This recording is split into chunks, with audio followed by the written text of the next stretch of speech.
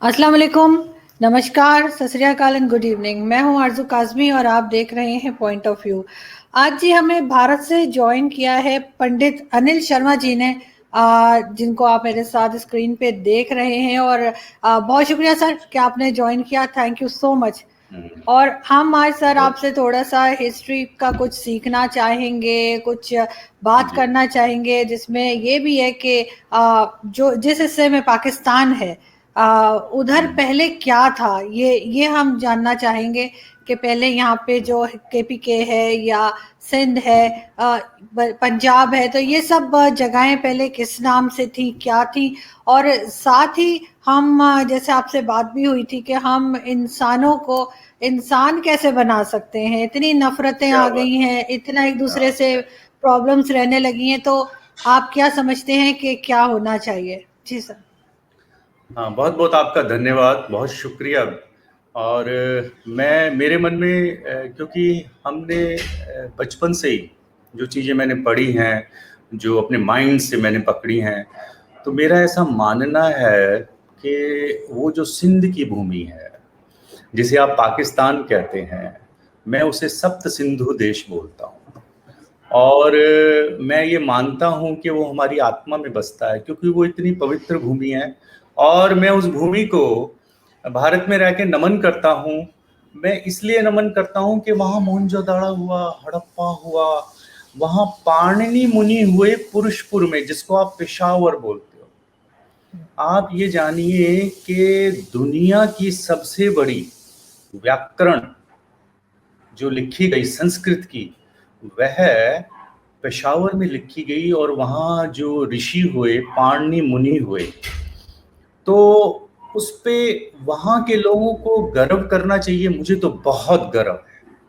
मैं आज आपसे बात कर रहा हूँ और इसलिए मैंने ये अपनी भावनाएं व्यक्त की कि मेरा नमन है उस भूमि को, उस पवित्र भूमि को, जहाँ के मोहनजोदाड़ो सिंधु घाटी की सभ्यता हुई, जहाँ पाणिनि मुनि हुए, जहाँ पौरस हुआ, जिस भूमि पे पौरस हुआ, वो हमारे पूर्वज हैं। वो सिंध की पावन भूमि को, उस नदी को, जिसको देख के चीनी यात्री फाइयान अचंभित हो गया था, उसकी आंखें फटी की फटी रहेगी।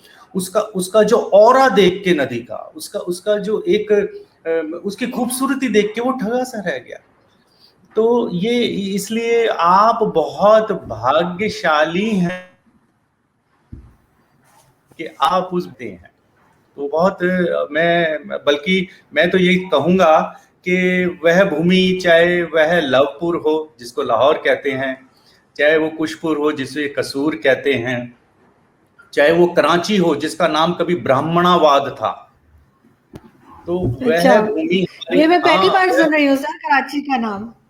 हाँ, नहीं, कराची का नाम कभी, ये देखिए, जो राजा जो रवेल थे, बप्पा रवेल, 8वीं सदी में, उन्होंने रावलपिंडी में उनका आर्मी का कैंप था, उन्हीं के नाम से रावल पिंडी, पिंडी बोलते शरीर को, उनके शरीर का एक हिस्सा। तो इसलिए मैं कहता हूं वह क्षेत्र हमारी आत्मा है, जैसे कि वो हमारी शारग है। तो वो क्षेत्र हमारी शारग है, वो हमारी आत्मा से कभी अलग नहीं हुआ। जैसे फतेह साहब बोलते हैं कि सिंध के बिना हिंद कहाँ, ये बहुत ऊंची बात बोलते हैं वो, और बहुत सहजता से बोल जाते हैं, पर इसका बड़ा गहरा अर्थ है। आप ये मानिए कि जैसे राम के पुत्र ने लाहौर बसाया, उसका नाम लवपुर रखा गया, ऐसा क्यों था? वो उस क्षेत्र की तरफ क्यों थे? जैसे मैंने अभी कहा कि कराची का जो नाम है वह ब्राह्मणाबाद था, ये 8वीं सदी से भी पहले की बात है। या अगर हम कहें, ये तो नए नाम हैं, चाहे लाहौर है, चाहे आप कसूर है, चाहे और भी नाम है।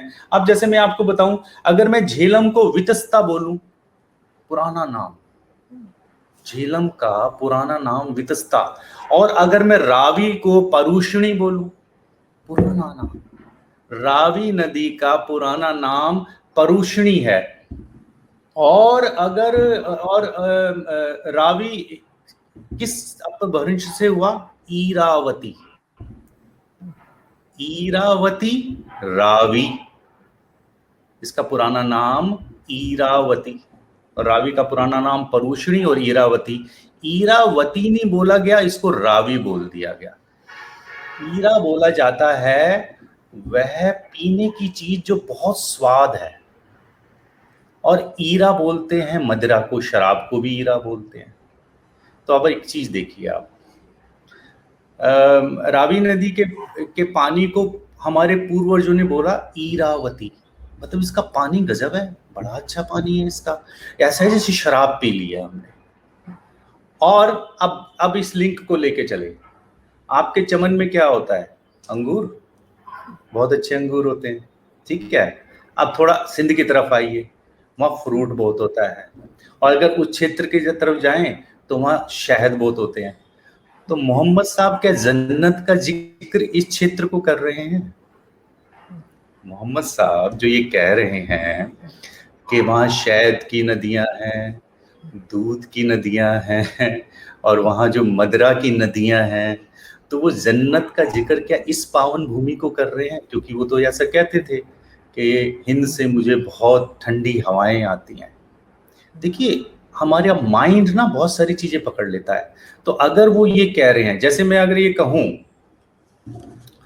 कि आपके इसमें बोला जाता है कि ला इलाहा इल्लल्लाह मोहम्मद रसूल अल्लाह, ये बोला जाता है, तो मैं बहुत आदर के साथ ये बोलता हूँ कि वह मोहम्मद साहब रसूल हैं खुदा के। तो मैं बहुत आदर के साथ बोलता हूँ, क्या हम ऐसा कह सकते हैं कि ला इलाहा इल्लल्लाह नानक रसूल अल्लाह, नानक खुदा के रसूल हैं? या फिर आपके वहां बहुत बड़े बुल्ले शाह हुए हैं, तो कहा गया कि कितने ही रसूल हुए हैं। सर आपकी ऑडियो रुकी थी बीच क्या में, हम ऐसा कह सकते सर हैं आपकी ऑडियो कि ये सर आपकी ऑडियो रुक गई थी बीच में, आप रिपीट कर देंगे दोबारा? हाँ, मैं कर देता हूँ।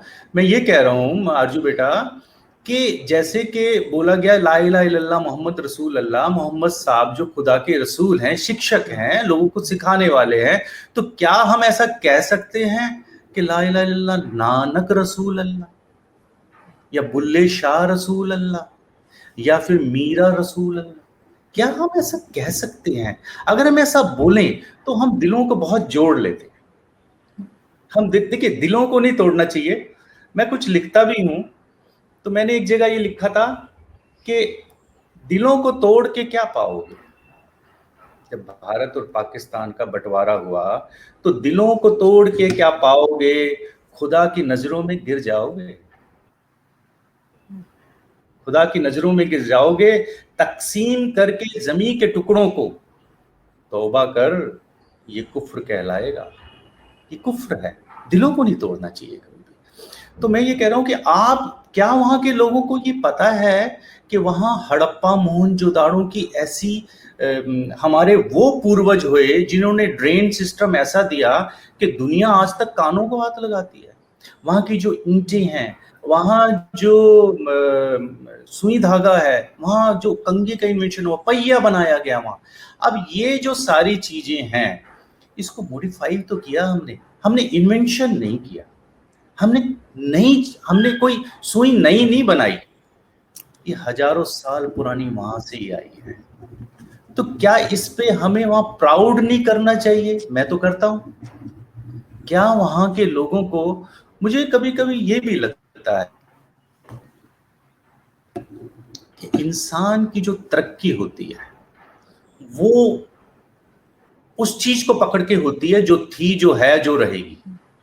जैसे अगर हम कहें 1+1=2, तो ये तो सच है, ये तो कल भी सच था, आज भी सच है और आगे भी सच होएगा। अगर हम ये नहीं मानेंगे तो हम किसी चीज को इन्वेंशन नहीं कर पाएंगे, हम उसको बना नहीं पाएंगे। तो क्यों नहीं इस सच को मान जाते?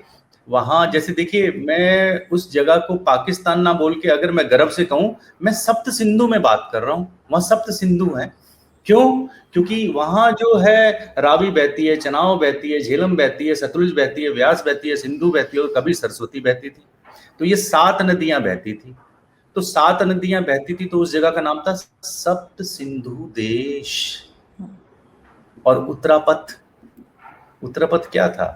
उत्तरापथ ये जो ग्रैंड ट्रंक रोड जिसे बोला जाता है, जब वहां से चाणक्य और यहाँ पाटलिपुत्र आते थे तो हवा में थोड़ी आते थे, इसी रोड से आते थे, इसी उत्तरापथ बोला गया। महाभारत की सेनाएं जब पानीपत में गई तो हवा में नहीं गई, इसी रोड से गई। तो जिसने भी कहा कि ये शेरशाह सूरी ने बनाया, तो ये कुछ गलत इतिहास है। ये बहुत प्राचीन रोड है हमारा, ये बहुत प्राचीन, वो जो सिंध का क्षेत्र है, या ईरान तक, जिसका आर्यवत नाम था ईरान का, और ईरान में बहुत गुरुकुल होते थे। वारामिहिर का अगर नाम आपने सुना है, वारामिहिर का नाम सुना है अगर आपने, उन्होंने वहां के शाह के बच्चों को पढ़ाने के लिए गुरुकुल खोले, जिनका मैथ के ऊपर बहुत कमांड था, जिन्होंने बहुत इन्वेंशन किया। तो मुझे ऐसा लगता है कि वहाँ जो सब सिंधु देश जो है, जिसको बोला गया 1947 में, उस नया नाम आया, लेकिन क्या वहां के बच्चों को ये पता है कि हमारे जो हजारों साल पुराने पूर्वज थे वो इतने इंटेलेक्चुअल थे कि उन्होंने ऐसी गजब की ईंटें बनाई जिसपे पानी का असर ही नहीं होता था, और उन्होंने ऐसी ऐसी चीजों का इन्वेंशन किया कि दुनिया आज भी अचंभित होती। क्या इस पे उन्हें प्राउड होता है? क्या ऐसा पढ़ाया जाता है कि वहां एक तक्षशिला विश्वविद्यालय भी था, यूनिवर्सिटी थी, जिसमें दुनिया के लोग आते थे? क्या वहां के बच्चों को, क्योंकि अगर वो झूठ को लेके चलेंगे तो तरक्की नहीं कर पाएंगे जीवन में। मैं ये मानता हूं कि वो जो क्षेत्र है, जिसको लाहौर की जगह मैं लवपुर शरदा से बोल रहा हूँ, खुशपुर बोल रहा हूँ, जिसको मैं ब्राह्मणाबाद बोल रहा हूँ कराची को, जिसको मैं पुरुषपुर पेशावर को बोल रहा हूँ, वो बहुत पूजनीय भूमि है, बहुत अद्भुत भूमि है। तो वहां के लोग तरक्की क्यों नहीं कर रहे? पाकिस्तान के लोग तरक्की क्यों नहीं कर रहे? क्योंकि उन्होंने एक थॉट पकड़ी हुई है, और थॉट जो है बड़ी जबरदस्त चीज होती है। वो इसलिए तरक्की नहीं कर रहे, नहीं तो वो दुनिया के अमीर मुल्कों में शामिल हो जाएं। पाकिस्तान दुनिया के अमीर मुल्कों में, क्योंकि वो ईश्वर की, जिसको आप खुदा बोलते हैं, उसने वहां बहुत रहमतें की हुई हैं, ईश्वर की बहुत कृपा है वहां। एक छोटी सी बात मैं कहूं, जिसको हम आज भी मानते हैं, भाई वहां लाहौरी नमक होता है ना आपके वहां जी। तो कमाल की, और वो इतना अच्छा है, उसको खाने से 100 बीमारियां दूर हो जाती हैं। तो ये उस ईश्वर की कृपा है पाकिस्तान के। एक छोटी सी नमक की बात है ये, तो बाकी चीजें तो वो उसको लेके चलते ही नहीं है।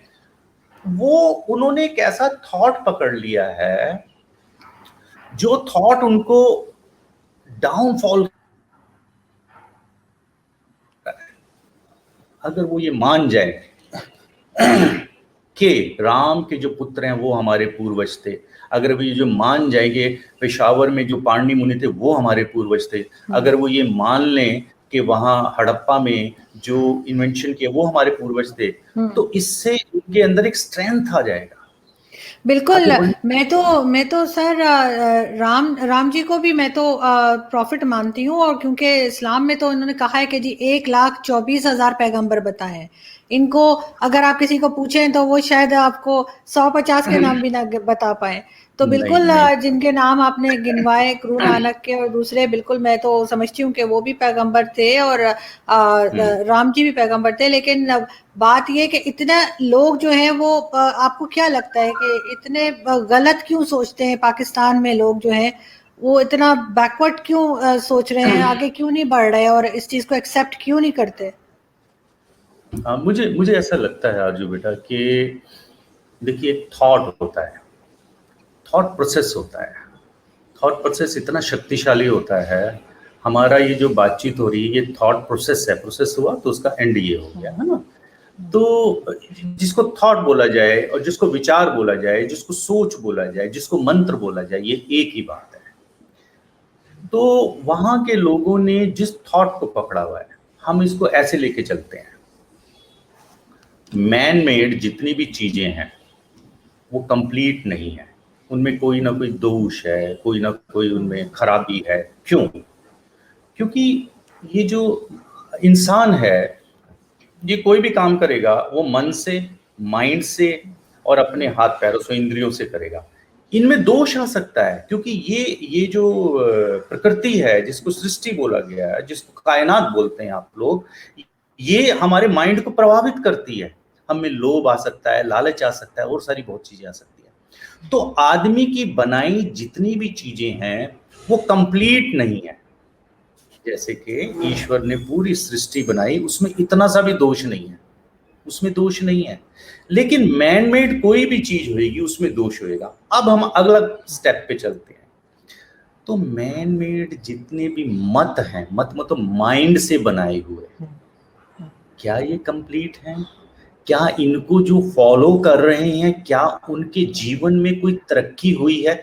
मैं बहुत श्रद्धा से, मैं किसी, देखिए मैं कोई लड़ाई झगड़े की बात नहीं कर रहा, मैं सिर्फ इंसान, अब तो कुछ ऐसा किया जाए, एक जगह मैंने लिखा था चलो इंसान को इंसान बनाया जाए। तो वहां जो लोग हैं, मैं उनके लिए बड़ा दुखी होता हूं। मैं ये देखता हूं वहां का कितना रिच एनवायरनमेंट है, कितना, लेकिन उसका फायदा पाकिस्तान के लोग, वो क्यों भारत के बारे में या क्यों कश्मीर के बारे में, हम, मैं तो ये मानता हूं कि भारत वर्ष जो है प्राचीन काल में तिब्बत और यूनान तक लेके एक ही था। वो क्षेत्र इतना महत्वपूर्ण था हमारे लिए।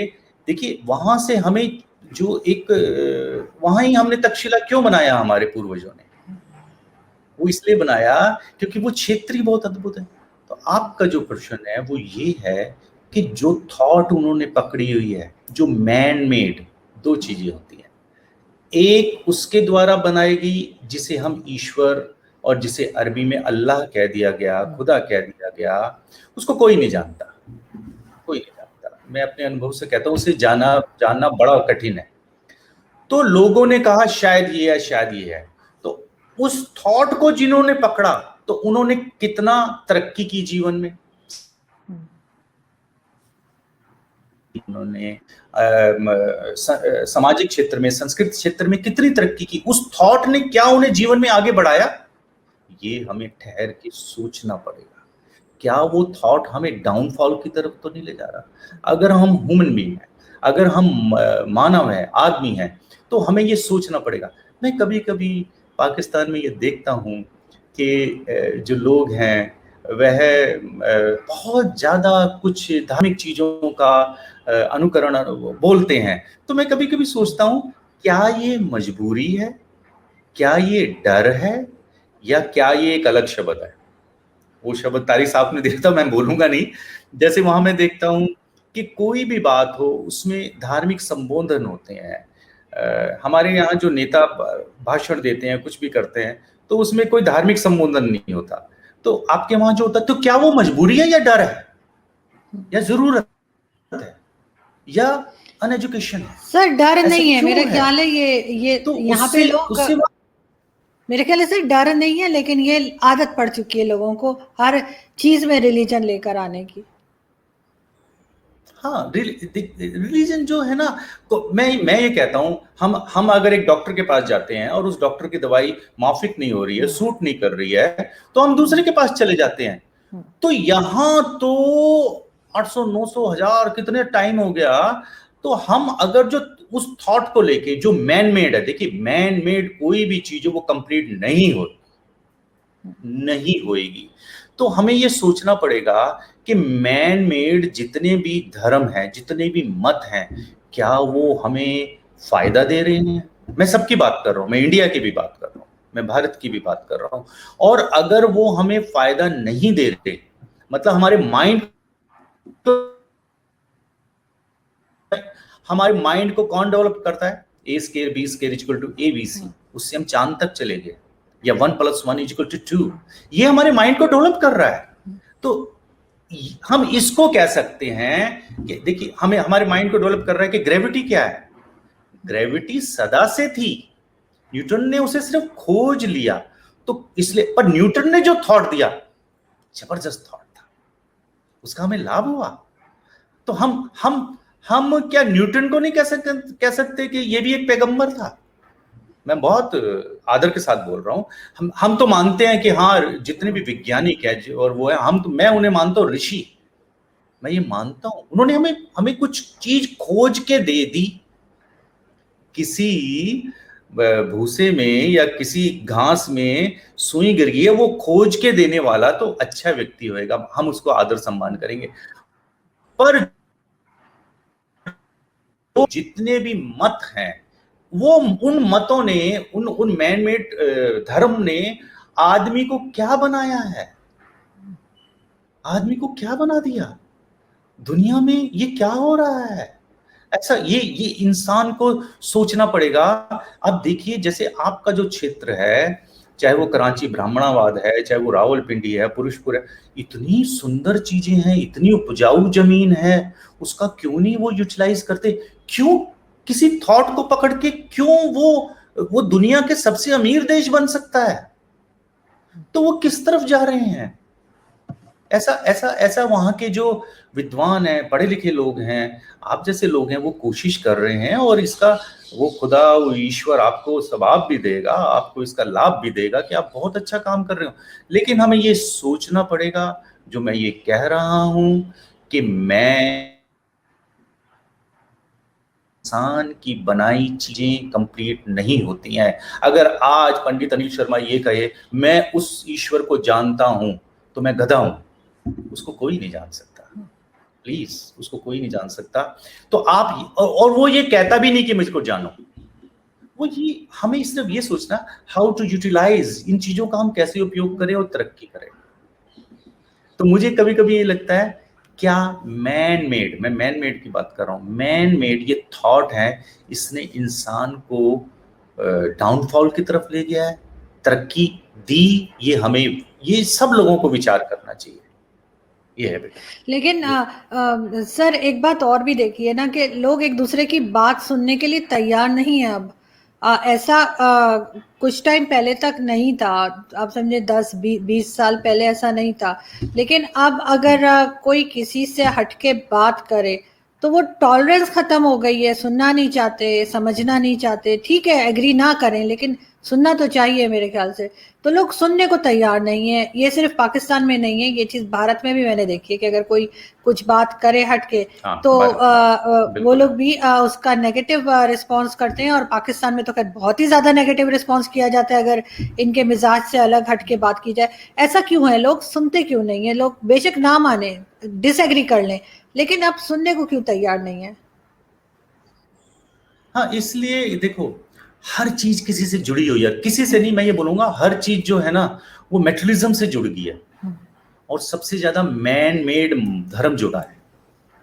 कोई भी चीज है, जैसे अगर मैं हूं, मैं अपना उदाहरण दूं, मैं गुरु बन जाऊं और कुछ ऐसा करूं, तो मुझे पैसा आना शुरू हो जाएगा, और फिर मैं सोचूंगा कि मैं ये भी खरीद लूं, वो भी खरीद लूं, और फिर मैं क्या करूंगा, मैं वो बोलूंगा जो पब्लिक, ये गुनाह है, ये पाप है, मैं वो बोलूंगा जो पब्लिक चाहती है। क्यों? क्योंकि वो बोलने से मुझे पैसा मिल रहा है, वो बोलने से मेरे को लाभ हो रहा है, पर ये तो उसकी निगाह में, ईश्वर की, अल्लाह की निगाह में गुनाह है, क्योंकि मैं लोगों को रास्ता नहीं दिखा रहा। लोग क्यों नहीं सुनना चाहते? क्योंकि 1000 लोग हैं, 10,000 लोग हैं, 1,00,000 लोग हैं, उनका जो धार्मिक लीडर है वो जो कहता है वो मानते हैं, और ये वो बोलता है जो वो लोग चाहते हैं या जिसमें उसका लाभ है। तो इसमें इन्वायरमेंट या इसमें समाज, राष्ट्र, लोगों का तो नुकसान है। अब इसमें क्या होता है, इसमें फिर रोल आ जाता है किसका?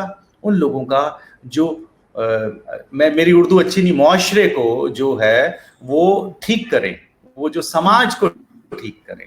इनमें लोगों का, जैसे बुल्ले शाह जैसे लोग हो जाते हैं, नानक जैसे लोग हो जाते हैं, इस तरह के ये लोग हैं, ये दुनिया को एक, जैसे बुल्ले शाह एक जगह बोलते हैं कि बुल्लिया, मेरे को थोड़ा सा याद आ रहा है, बुल्ले असी ना मरना, कब जड़ा कब्रे पे आओ वो कोई होर। अर्जु बेटा, ये गीता के एक श्लोक का ट्रांसलेशन है, न जायते न म्रियते कदाचना न जाता, ना हम पैदा होती है आत्मा, न म्रियते ना मरती है। इस चीज को बुल्ले शाह बोल रहे हैं, जड़ा कब्रे पे आओ और मैं नहीं मरना। इस चीज को, वो उस फिलॉसफी को लेके चल रहे हैं कि आत्मा ना कभी पैदा होती, ना जाता, ना म्रियता, ना मर रही है। कौन? आत्मा। बुल्ले शाह इस चीज को बोल रहे हैं। ऐसे लोगों की जरूरत है जो दुनिया को मार्ग दिखाए। मतलब अच्छा, इसमें एक चीज और मैं आपको बताऊं, वह प्राचीन भारत जो कि ईरान तक था। उसमें एक चीज की मैंने स्टडी की कि पहले जो स्पिरिचुअल लीडर होते थे, धार्मिक लीडर होते थे, वो सारे राजा होते थे, किंग होते थे, जैसे राम, जैसे कृष्ण, और जैसे अभी भरतरी या मीराबाई। तो they belong to very good family, अरे बहुत एजुकेटेड होते थे। मैं एक चीज बोलता हूँ, a person did not go to school and did not pass a 5 grade, वो 5वीं क्लास पास नहीं कर सकता और वो ये कहता है कि मैं अल्लाह को जानता हूं। कैसे? ये क्या बात है? ये क्या वाहियात है? ये क्या बात है? 5वीं क्लास तुमसे पास नहीं हो और तुम उसको जानना चाहते हो जिसने सूरज चांद बना दिया, ग्रेविटी बना दी, जिसने डीएनए बना के रखा हुआ है, जिसको वैज्ञानिक जो सर पीट रहे हैं कि भाई हम इसको जाने। एक अनपढ़ लोग ये कहते हैं कि हम उसे जानते हैं। ये लोगों की समझ में क्यों नहीं आता? क्यों नहीं वो सोचते? लेकिन मैंने जब इसको स्टडी किया तो मैंने देखा प्राचीन भारत में वो लोग फकीर होते थे, जिसका हम ऋषि बोलते हैं, जो बहुत अच्छी फैमिली, राजा ही ऋषि होता था। जैसे कि मैं आपको बताऊं, विश्वामित्र राजा थे लेकिन मनों में ऋषि हुए। ऐसे व्यक्ति बहुत सिंपल जीते थे और उनका क्योंकि ज्ञान बहुत होता था, वो समाज को एकदम डेवलप कर देते थे। अब उस राजा को कोई जाके बोले कि हजूर मैं आपको 2 लाख दूंगा, तो वो हंसेगा ना। उस राजा को कोई जाके बोले मैं आपको जो है ना 100 एकड़ जमीन दूंगा, तो वो हंसेगा। वो डेवलपमेंट करते थे पहले। ये झुग्गी झोपड़ियों से आए हुए नहीं डेवलपमेंट कर सकते बेटा। इन्होंने मानवता का खून चूस लिया है। मेरी आपसे एक प्रार्थना और है, आपके पास बहुत ये जो माध्यम है ये बहुत, मैं आपसे इसलिए राजी हुआ, मैं ज्यादातर कभी आता नहीं, ऐसे नहीं बात नहीं करता, लेकिन मैं ये भी सोचता हूँ कि इंसान अब इतना हैवान हो गया है, इतना शैतान हो गया है कि इसको अब मार्ग तो थोड़ा दिखाया जाए। अब तो कुछ ऐसा किया जाए जहां इंसान को इंसान बनाया जाए। तो मैं जब इस चीज को, तो कौन जगाएगा इंसान को? इंसान तो पिशाच हो गया है, हैवान हो गया है। वो लाशों का सौदा कर रहा है, दूध में मिलावट कर रहा है, वो मेडिकल चीजों में मिलावट कर रहा है वो। तो ऐसा वो क्यों हो गया? ये माइंड उसका ऐसा क्यों हो गया? मेरा माइंड पे वर्क है, मैं माइंड पे वर्क कर रहा हूं कि माइंड है क्या, माइंड किससे प्रभावित होता है, ये अच्छा और बुरा कैसे हो जाता है। होता ये, इसको हमारे यहाँ एक कपिल ऋषि हुए हैं, वो ये कहते हैं, उनको शिष्य ने कहा माइंड क्या है, तो उन्होंने कहा कि ये जो है निर्णय लेता है, निश्चयात्मक, ये निर्णय लेता है। फिर आगे वो बोलते हैं धर्मादि कार्य, इसके कार्य धर्मादि है। तो शिष्य पूछता है तो ये फिर बुरे कर्म क्यों करता है? तो वो कहते हैं तमोगुण से जब ये मेल खा लेता है। तमोगुण होता है बुराइयां, जिसको आप शैतान बोलते हो। जब ये शैतान, ये कपिलाचार्य बोल रहे हैं, जब ये तमोगुण से मिल जाता है तो ये गलत डिसीजन लेता है। तो ये ठीक डिसीजन कैसे लेगा? ये लेगा जब तक्षशिला होगा। किसी धार्मिक स्थान की जरूरत नहीं है, तक्षशिला नालंदा की जरूरत है। वहां ये डेवलप हो जाएगा, वहां ये वारामिहिर बनेगा, वहां ये इंजीनियर बनेगा और अच्छा इंजीनियर, वहां ये डॉक्टर बनेगा और वहां ये इंसान बनेगा। बेटा हमें कुछ इस तरह से करना है, नहीं तो मैंने कभी ये बोला है, मुझे ऐसा लगता है इंसान 100 साल में खत्म हो जाएगा, चींटी रहेगी, सब रहेंगे, इंसान खत्म हो जाएगा। अभी हम यही तो देख रहे हैं। नहीं तो हमें हमें हमें मेरी, हाँ बोल। नहीं आप कंप्लीट कीजिए, बोलिए। तो मेरा आपसे यही कहना है, मैं बार बार ये कह रहा हूं, मैं बहुत रोमांचित हूं कि आप पाकिस्तान से मुझसे बात कर रहे हैं। आप उसे पाकिस्तान बोलिए, मैं सप्त सिंधु देश बोलूंगा उसको। मेरी नजरों में वो सप्त सिंधु देश है और बहुत पूजनीय भूमि है। और मैं कभी कभी मुझे दिखाते हैं यूट्यूब पे, मुझे ऐसा लगता है कि पाकिस्तान के लोगों को देख के ये मेरी बेटी है, ये मेरा भाई है, ये मेरे बुजुर्ग है, वही तो चीजें हैं सारी। तो उनको भी भारत के विषय में ऐसा सोचना चाहिए और उनको किसी थॉट से, वो जो थॉट उनके माइंड को खराब कर रहा है, उस थॉट को निकाल देना चाहिए, उनको प्राउड फील करना चाहिए कि हम जो हैं तक्षशिला की संतानें हैं, हम मोहनजोदाड़ो की संतानें हैं, हम सिंधु घाटी की संतानें हैं, हम ये ऐसा अद्भुत क्षेत्र था, यहाँ वो एजुकेशन का हब था आपका क्षेत्र में। आपको बताऊं, आपका क्षेत्र एजुकेशन का और एग्रीकल्चर, दो चीजों का हब था। अब तो ये दोनों चीजें खराब हो गई हैं सर। एग्रीकल्चर भी जो है वो भी हमने उसको भी तबाह कर दिया और एजुकेशन को भी बिल्कुल जीरो कर दिया। ये दोनों चीजें अब हमारी बिल्कुल खराब चल रही हैं। नहीं, ये बड़े दुख की बात है, ये बहुत दुख की वहाँ बात के है। बच्चों, ये बहुत दुख की बात है। क्या उनको पता है कि वहाँ जो है तक्षशिला में जो इतना महान शिक्षक चाणक्य हुआ, वहाँ रह के उसने पढ़ाया, क्या वो चाणक्य के बारे में जानते हैं? क्या वो पौरस कुछ के नहीं बारे में जानते जानते हैं? सर। यहाँ पे ये एग्रीकल्चरल कंट्री है और यहाँ पे वही चीज जो है वो खत्म होती जा रही है। एजुकेशन, जो आप हिस्ट्री की बात कर रहे हैं, वो किताबें भी बच्चे जो स्कूल में पढ़ते हैं, जो उनको उनकी हिस्ट्री भी गलत पढ़ाई जा रही है। उनको कुछ नहीं पता यहाँ पे कि असल बात क्या थी, क्या नाम था, कहाँ से आए, कौन है, कहाँ से डीएनए कहाँ से मिलता है, क्या है, कुछ नहीं पता यहाँ पे बच्चों को। सब हिस्ट्री इन्होंने अब काफी टाइम से गलत पढ़ा रहे हैं। वो तो आप हैं तारिक फतेह साहब और दूसरे लोग हैं जो आके बात करते हैं, तो लोगों ने अब सुनना शुरू किया है। तो आई होप कि आगे जाके थोड़ा कुछ बेहतर हो पाएगा। हाँ बिल्कुल, ऐसे ही हमारी ईश्वर से प्रार्थना है, दुआएं हैं ईश्वर से कि वह ऐसा करे। क्योंकि मैं आपको बताऊं, वहाँ वहाँ कोई भी चीज है, जैसे एग्रीकल्चर के बारे में बताऊं, सिंध का जो खरबूजा होता है ना, वो इतना गजब होता है। अगर वो ट्रक से निकल जाए ना, तो उसकी खुशबू रहती है 15-20 मिनट तक रोड पे। और वहाँ वहाँ वहाँ की जो, मैं आप कहेंगे मुझे कैसे पता, क्योंकि यहाँ पाकिस्तान से जो हिंदू आए हुए हैं, कोई 125 परिवार हैं, वो मुझे बताते हैं। धर्मवीर उसमें से एक है, जो माथलो गांव है कोई सिंध में, वहाँ के हैं। तो वो मुझे बता रहा था कि गुरुदेव, वहाँ खरबूजा ऐसा होता है और प्याज ऐसी होती है कि अगर वो ढेर में फेंक दे तो वो एक जैसी होती। इतना तो वो क्यों, वो तो एक्सपोर्ट कर सकते हैं आप लोग। इतना एग्रीकल्चर में तो आप, जैसे मैंने कहा, चमन में जो है आपके अंगूर गजब का होता है, माल्टे बहुत अच्छे होते हैं वहाँ। क्योंकि सर यहाँ पे लैंड माफिया बहुत एक्टिव हो गई है। हर जगह पे इन्होंने प्लॉट निकाल दिए हैं, हर जगह पे इन्होंने हाउसिंग स्कीम्स ओहो, बनानी शुरू कर दी हैं। तो जब अच्छा। जमीन ये छोड़ेंगे ही नहीं खेती बाड़ी के लिए, जमीन पे छोड़ेंगे ही नहीं कि वहां पे कोई चीज, कोई फसल लगाई जा सके, तो क्या होगा।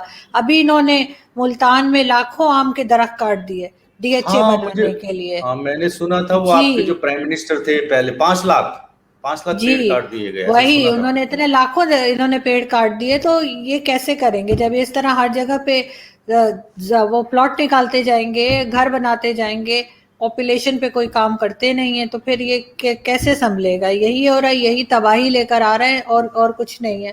यही सब कुछ चलता जा रहा है यहाँ पे।